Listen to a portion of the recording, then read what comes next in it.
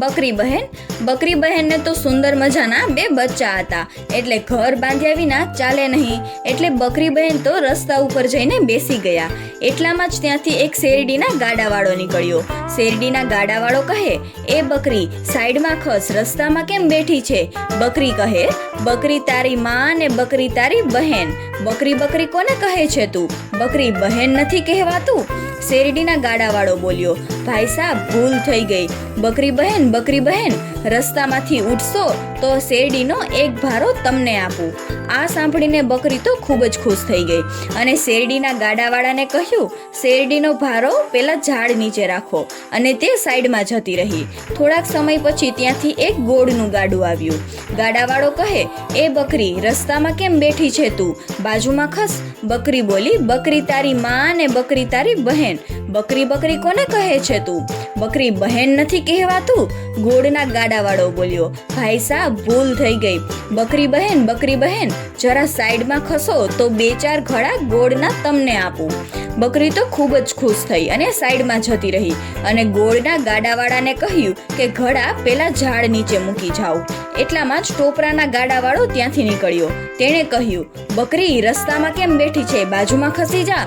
બકરી કહે, બકરી તારી માં ને બકરી તારી બહેન. બકરી કોને કહે છે તું? બકરી બહેન નથી કહેવાતું. ટોપરાના ગાડાવાળો બોલ્યો, ભાઈ સાહેબ, ભૂલ થઈ ગઈ. બકરી બહેન, જરા સાઈડમાં ખસો તો 2 ટોપલા ટોપરાના આપીશ. બકરી બોલી, હા, હવે હું ઉઠું છું. ટોપરાના ટોપલા આ ઝાડ નીચે ઠલવી દો. પછી તો બકરી બહેને તો ઘર બાંધ્યું, ગોળની ભીતો બનાવી અને શેરડીના દાંડા કર્યા અને છાપરા ઉપર ટોપરાની વાટકાઓના નળિયા નાખ્યા. પછી બકરી બહેને તેના બચ્ચાઓને કહ્યું, ગોળ કેરી પિત્તરડી ને શેરડી કેરા દાંડા, ટોપરીએ ઘર છાયા, બચ્ચા ચાલો આમાં રહીએ. બચ્ચા ખૂબ જ રાજી થઈને કૂદવા લાગ્યા અને બોલ્યા, ગોળ કેરી પિત્તરડી ને શેરડી કેરા દાંડા, ટોપરીએ ઘર છાયા, બચ્ચા ચાલો આમાં રહીએ. પછી બકરી બહેન ઘરના દરવાજા બંધ કરીને ચરવા લાગ્યા. સાંજે પાછા આવીને બકરી બહેને દરવાજો ખખડાવ્યો. અંદરથી બચ્ચાઓ કહે, એ કોણ છે રે? બકરી બોલી, ગોળ કેરી પિત્તરડી ને શેરડી કેરા દાંડા, ટોપરીએ ઘર છાયા, બચ્ચા દરવાજો ઉઘાડો.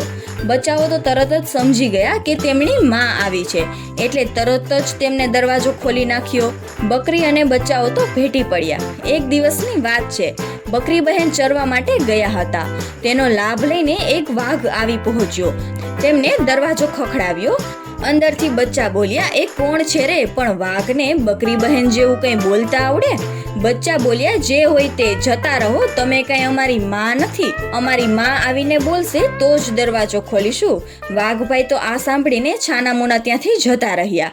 સાંજે બકરી બહેન ઘરે ચરીને આવ્યા અને દરવાજો ખખડાવ્યો. બચ્ચા બોલ્યા, એ કોણ છે રે? બકરી બોલી, ગોળ કેરી પિત્તરડી ને શેરડી કેરા દાંડા, ટોપરીએ ઘર છાયા, બચ્ચા દરવાજો ઉઘાડો. બચ્ચા તો માને ઓળખી ગયા અને તરત જ દરવાજોને ખોલી નાખ્યો. બકરી બહેન ઘરમાં ગયા અને તરત જ બચ્ચાઓ તેમને ભેટી પડ્યા. તો બાળકો, આ વાર્તા પરથી શીખવા મળે છે કે સાવધાની અને સમજદારીથી જીવનની કોઈ પણ મુસીબતથી બચી શકાય છે. એટલા માટે જ સાવધાની અને સમજદારી જીવનમાં ખૂબ જ જરૂરી છે.